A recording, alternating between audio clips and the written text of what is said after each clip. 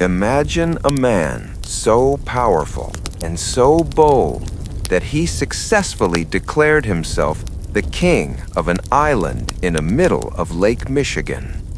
Imagine him writing his own laws, crowning himself in a silk robe, and defying the President of the United States, all while being a sitting member of the Michigan State Legislature. This isn't a Hollywood movie, folks. This is the true and forgotten story of James Jesse Strang, the only king to ever rule on American soil. The year was 1844. The United States was a powder keg of religious fervor and westward expansion. After the shocking murder of Joseph Smith, the founder of Mormonism, a chaotic power struggle erupted. While others led their followers toward the salt flats of Utah, a charismatic, sharp-tongued lawyer named James Strang claimed he had a secret letter, a letter from Smith himself, appointing him as the rightful successor. But Strang didn't want a desert. He wanted an empire surrounded by water.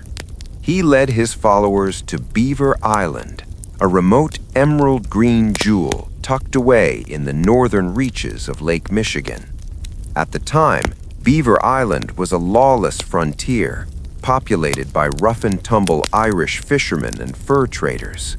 But Strang didn't just want to live there, he wanted to own it.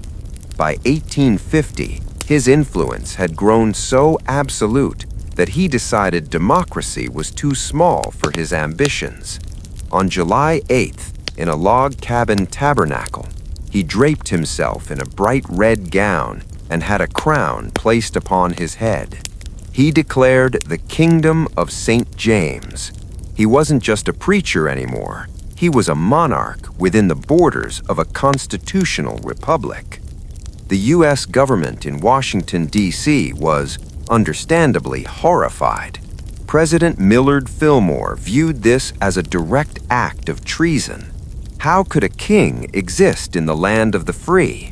In 1851, the president dispatched the naval steamer, the USS Michigan, to the island.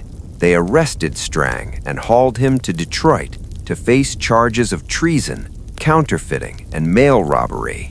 But here is where the story takes its first unbelievable turn.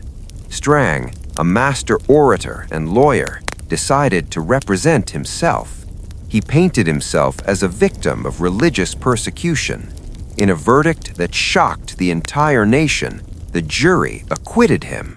Strang didn't just walk free.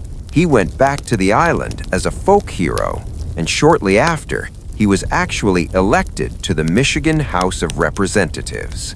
For a few years, the king ruled with an iron fist. He banned tea, coffee, and alcohol. He mandated that women wear bloomers, short skirts over loose trousers, for better mobility. But power, as it often does, began to rot from within. Strang began practicing polygamy, taking 5 wives, which alienated some of his most loyal followers. The tension reached a breaking point in 1956. 2 of his disgruntled subjects, Alexander Wentworth and Bedford Bedford, felt personally slighted by the king's increasingly erratic laws. On June 16th, as the USS Michigan was docked at the island's harbor, the 2 men hid behind a woodpile. As Strang walked toward the ship to greet the officers, they stepped out and shot him at point-blank range. The most chilling part of the story, the U.S. Navy officers on the ship watched the assassination happen and did absolutely nothing. They didn't arrest the gunmen. In fact, they took the assassins on board and transported them to safety. James Strang was carried back to Wisconsin, where he died of his wounds weeks later. With the king gone, a drunken, vengeful mob descended on Beaver Island. They burned the tabernacle, looted the royal printing press, and forcibly evicted over 2,600 people at gunpoint, leaving them on the docks with nothing but the clothes on their backs. Today, Beaver Island is a peaceful retreat, but if you walk the streets of the only town, you'll notice the name, St. James.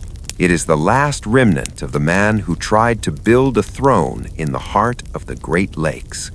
It serves as a haunting reminder of how thin the line is between a religious utopia and a total dictatorship. And that is the strange, wild, and true story of the King of Lake Michigan.